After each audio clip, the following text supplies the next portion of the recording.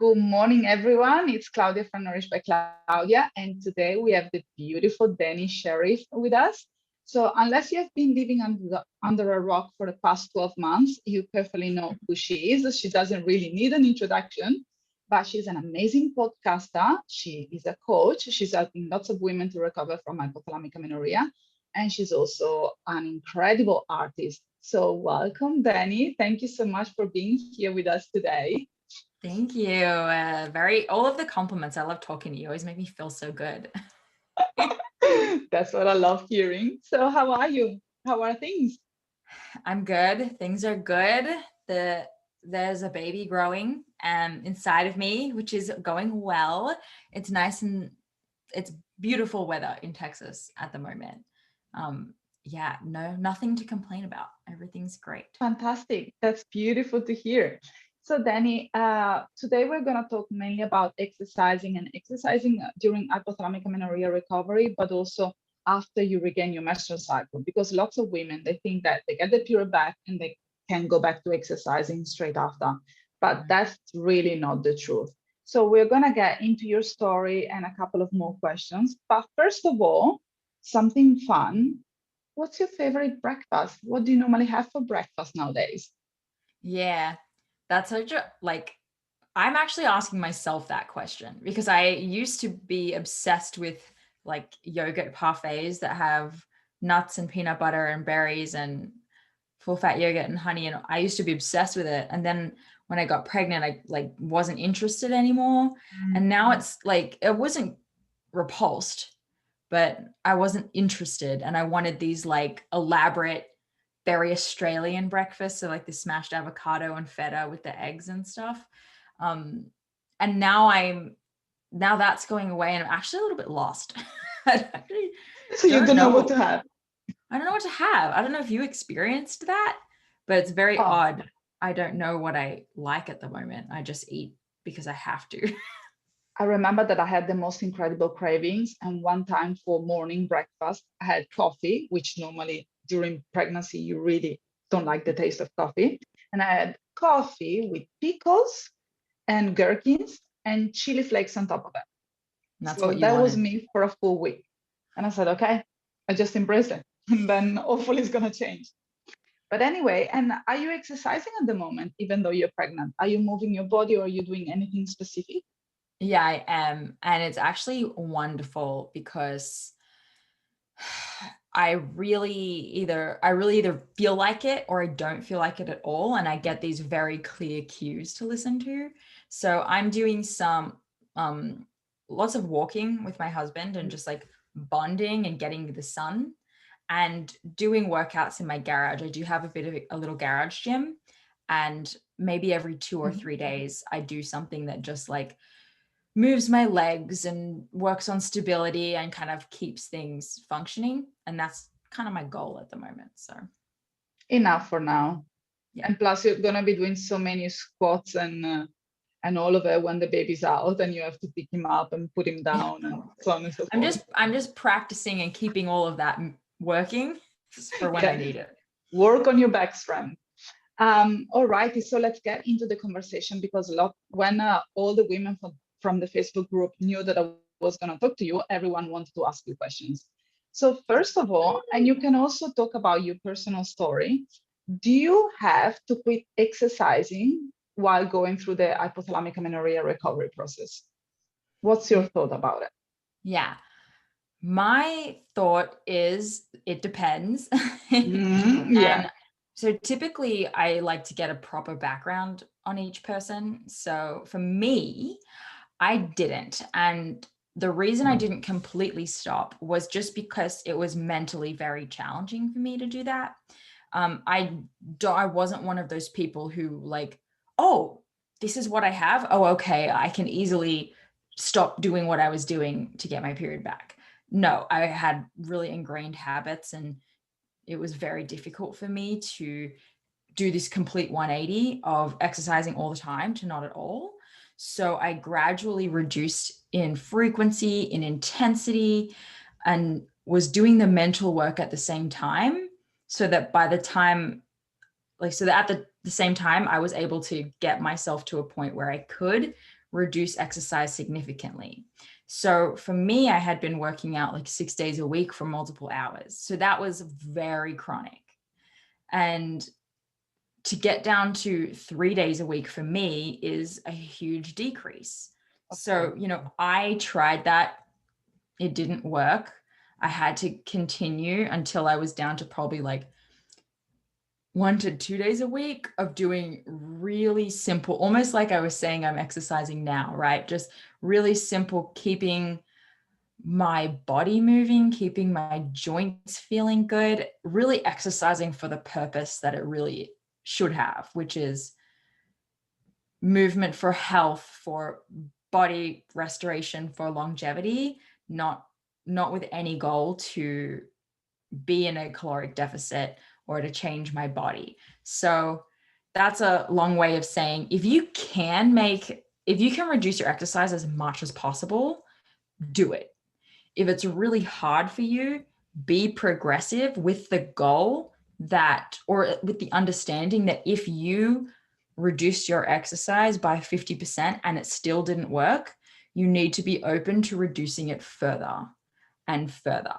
I think a lot of people get stuck on this idea of like, if I can reduce my exercise only by a little bit, then that's all I'll do. And they white knuckle and they try to stick with that. Mm-hmm. But you should, no judgment. If you want to progressively decrease, you do you, but remain open to the idea that you may have to. You may have to quit completely. Yeah. Or reduce it dramatically. And now I have even more questions for you. So first of all, did you track your steps or did you track your calories when you went? I don't want to say all in because it wasn't really going all in for you. But when you started the process, were you still tracking the amount of exercise that you were doing or the amount of calories that you were eating?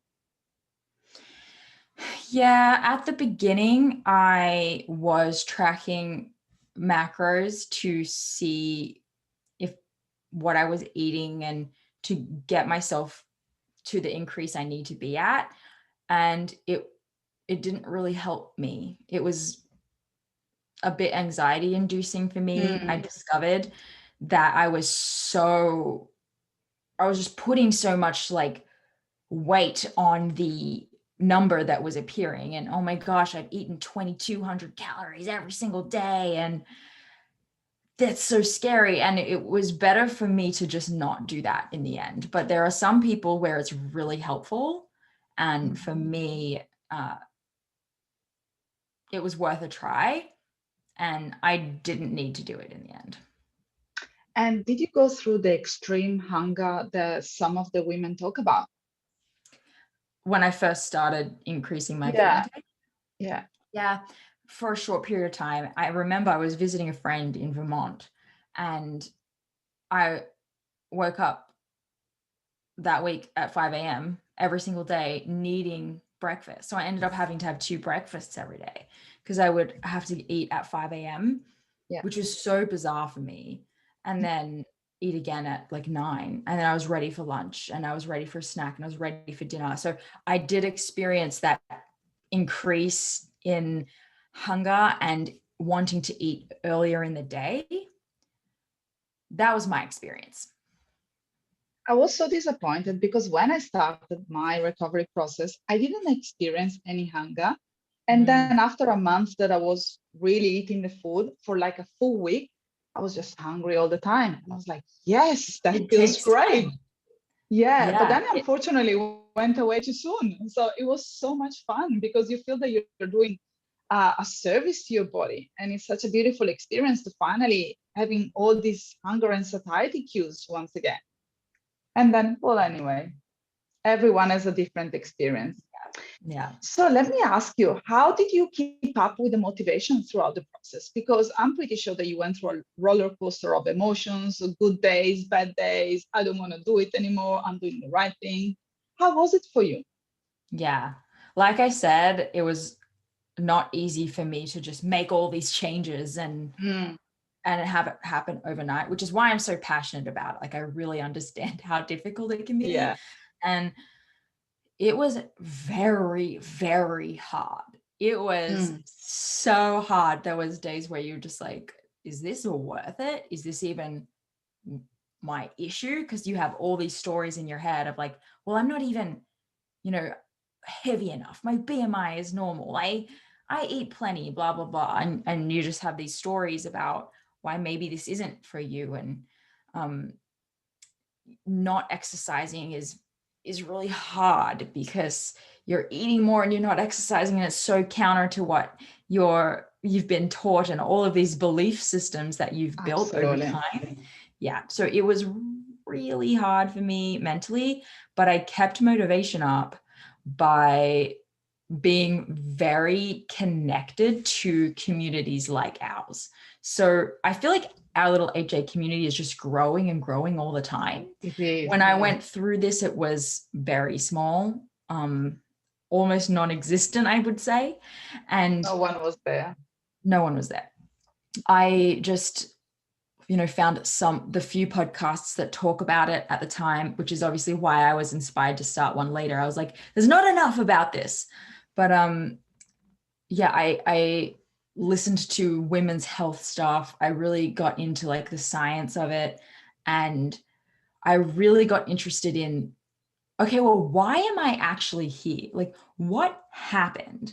What's the fear and the belief and the socio-economical pattern that's happening to all of these girls in the Western world? And like, why is this happening to us? So it became really fascinating to me. And then also being constantly aware of the long-term effects, negative effects were just so impactful to me. It was one thing to want to look a certain way and perform a certain way, and that was sad, and I mourned that loss. And it was very important to me to have long-term health and not get osteoporosis and be able to have babies. So just relying on those helped push me through. And let me ask you, when it comes to your clients, how do you manage their expectations? Because I'm sure that you've seen people that they get to a point where the BMI increases, so they've gained the weight, they reduce their exercise routine dramatically, and then they call you and they're like, yes, but I've been doing this for 7 months and I haven't got my period back and I'm really done and I'm exhausted and I'm anxious. How do you manage their expectation when it comes to that point?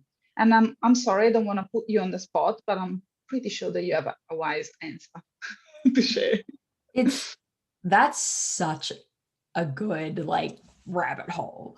It's very hard, and I'm sure you can all probably relate to this, of feeling a little bit like you're so connected to their progress, and you put so much of the, not responsibility, but you feel it with them. You feel responsible, big time. Yeah, you feel it with them, and they're upset, and you're like, no, like but the body calls the shots, right? And so the way I handle that is when they're feeling that way, we go back through everything the same way on day one. I'll ask them questions about their eating and exercise and about their mindset, where they're at, and if they're tracking their temperatures and cervical mucus, if they have any of that, we'll look at that. We'll look at everything. And the goal is to refocus them on how far they've come, double check that nothing slipped through the cracks, which is actually really easy. I think it's actually pretty rare that someone's checking every single box times 10 and still not seeing some kind of progress. And that's why we actually do track temperatures and cervical mucus and other symptoms with my clients, because you can see a lot of things like their basal body temperature. A lot of the HAs are sitting sub 34 degrees Celsius in their basal body temperature, which is significantly low, right? So when we start making dietary changes, we can see their resting basal body temperature rise. And so it's not an ovulation spike, but it's progress to get them up to the pre-ovulatory temperatures that they need to be. So I always like to track extra metrics to bring their attention to places that maybe they've not noticed. that they're making progress. But when we can't do that, it's just a lot of like, here's how far you've come. Here's the reality. You know, what else do you think you could do? We often can find something else that they think they could do. And at the end of the day, I just remind them what you're doing is so hard and so brave. And there are many, many, many, many women who do not have the guts to even do this. They just won't even touch it. It's so scary. It's so challenging. So the fact that you're here sitting in this discomfort and doing this hard thing is so incredible. And you should feel like shit. And you know, you kind of, this is hard work and you're dragging your body out of something that was really hard for it. You weren't well, and these things take time to heal. The work you're doing takes time to do. And I also fully have so much compassion. You are the one living every second of every day in this process. It's hard to ignore. You can't just like forget about the fact that you need to eat and you're not exercising. And so it feels like even longer than it really is. Absolutely. So just like so much compassion, letting them know they're not crazy. It's totally fine for them to feel this way. I'm not going to sit here and tell them, no, like that's all in your head. It's okay for it to be hard. And I want them to know that they're freaking superstars, because this is tough. It's super tough. I call it sit in the suck, because the recovery process really sucks. But unless you allow yourself to feel the feelings and the emotions and work through them, you're not going to get to the end of the game. And did you get personally to a point where you had changed your lifestyles, your diet, let's call it that way, and still you couldn't see any progress and you were getting really overwhelmed and frustrated? Or for you was okay? Do you want to share a little bit more about that? Yeah, I did. So my recovery process took me probably a year.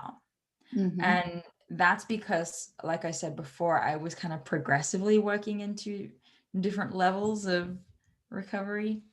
And I had many a mental breakdown. I just join the club. Yeah, exactly. And I had gained this weight and I was like back at my starting weight, and it was just you just described it. With your face, you just described it. Yeah. And let me ask you now, Dani. So you recover your menstrual cycle, and how did your exercise routine change after recovering the cycle? And what do you normally tell women that want to go back into exercising after getting their period back? Yeah. So what I should share is that I feel like I recovered twice, right? I recovered the first time having gotten a period, but still having a lot of issues that I needed to work through in my head, which caused me to relapse and go back into HA. And then the second time that I did it, I was ready to rock. Like I was doing this properly. I had done the mental work and it was there for me. So the first time, I just went straight back into exercise because it was this thing. Women are going to resonate with this. Yay, I got my period back, but this means it's official.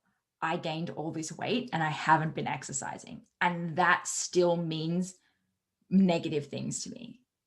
Like I hadn't worked through that, and a lot of women feel that way. So getting your first period back can actually be challenging because now you definitely can't wait to get back into diet and exercise. So that was me. I realized after basically learning the hard way that that's what happened. And this next time that I went into it, I got my period back. After 3 cycles, I was ready to be very strategic with bringing exercise back in. And I would only do some kind of a workout every 2 days. And I want to be clear that like it was important for me to be an athlete at that time. I was being a weightlifter. And I tell people like, if being an athlete is important to you and one of the things you're afraid of losing, remember that if you get to the other side of this and it's still, it really is your destiny and it's what you're supposed to do, it will still be there for you. And if it's not, you actually won't care because you're over it. But I wanted to have another go. And so I would train every 2 days. Now, food was obviously king, right? I ate and I ate and I ate, and that was very important.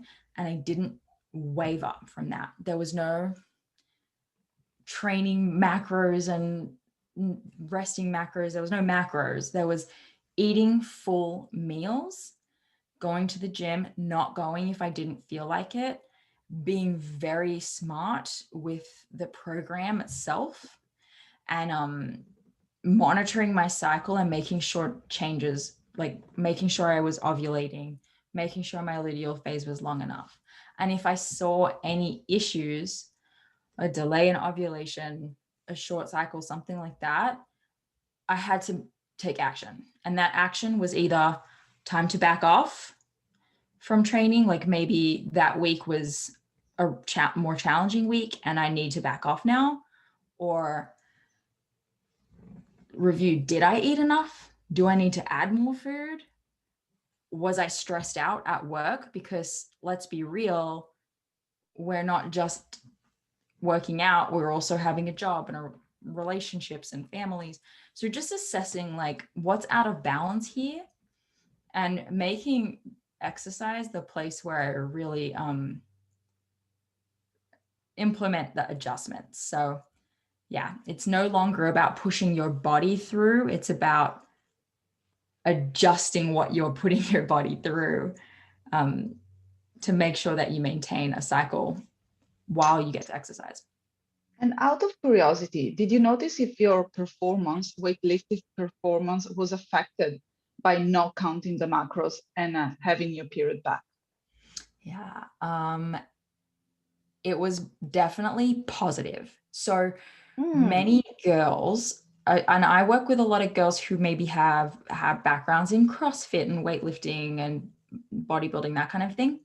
And they always come to me and they're like, hey, I always had a really hard time building muscle, and it was always really hard. So I worked out, extra as a way of dealing with that. And we find that actually when you completely like half or more the amount of exercise you were doing, really do an amazing job in those sessions of properly warming up and properly being present and putting in the work because you have the energy to do so, and fueling exceptionally to do that, you gain muscle, you get stronger, you perform better. It's when you go every day to the gym, it's when you restrict food around your training, and it's when you just put yourself in this chronic overtraining state that it's impossible for you to make progress. Especially as we get older, less becomes more. When you are a teenager, your body is going through all of these hormonal changes, your adaptation, it's actually different. And teenage athletes train more frequently than they do once they reach their late teens and onwards. And late teens and onwards, less is more. And the goal is always, and should always be, how do I get the most athletic progress with the least amount of effort possible? And I like the sounds of it. Yeah, we're way too busy trying to do the most we possibly can to get the result, but that's absolutely not how we should do it. We should always be trying to get the most out of our body with the least amount of physical exertion. And it's absolutely possible. And now we are getting to the end of our conversation, and I have one big loaded question left for you. How do you know if your relationship with exercise is a healthy one? After you go through the recovery process, you get your period back, you go back into exercising, you have all your ducks in a row. How do you really know if your relationship is a good one? Yeah, and I feel like I'm still discovering this myself, because I think that our ED voices, or our just not helpful voices, are always there. And it's like you can definitely identify with time when the thought is, oh, I'm not exercising because, I want to exercise because I overate today. Like we now know objectively that's a negative thought. No. Yeah. Yeah. And then I think when you're really observing yourself coming from a place of, I'm going to go to do some exercise because I've been just sitting in my chair for the last 8 hours. Like that's what my body wants. And I'm happy for it to just be a walk. And when you also catch yourself realizing you have a big day ahead, maybe you have a travel day and you're not this time getting up at 5 a.m. to get a workout in because you're traveling, which we all know we've done. We're noticing, you know what, it's okay that I don't work out. Like I think you start to see yourself behave differently, and you have these moments where you're really proud of yourself. And you're like, in the past, I would have pushed myself to do something like that. And you're just like accumulating these comparisons, and you can really see the difference in hindsight. But I do think that in the moment it can be hard and it can be a slippery slope for some people.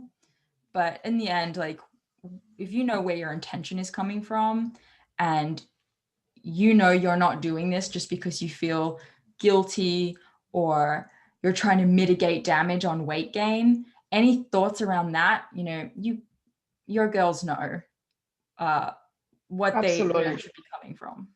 And I think that once in recovery, you are always in recovery, meaning that it's okay to have the thoughts, but it's your choice not to act on them. Exactly. So you explain it beautifully.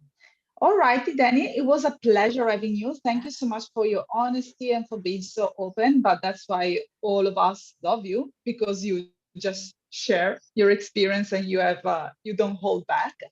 And so it was really great catching up with you today. I really hope to talk to you again once the baby comes to planet Earth. Exciting.